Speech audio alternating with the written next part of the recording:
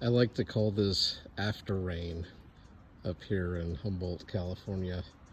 So long after the rain from the sky has stopped,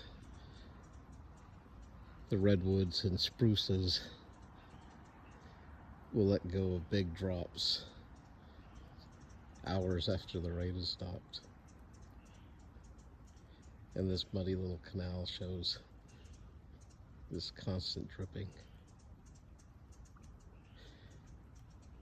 The upper needles of the redwoods will actually take water directly into the tree. So that's a pretty cool feature, especially when you're growing over 300 feet tall. These are just wee fellows, second growth. They're probably only about, these iterations are only about 100 years old and 100 feet tall.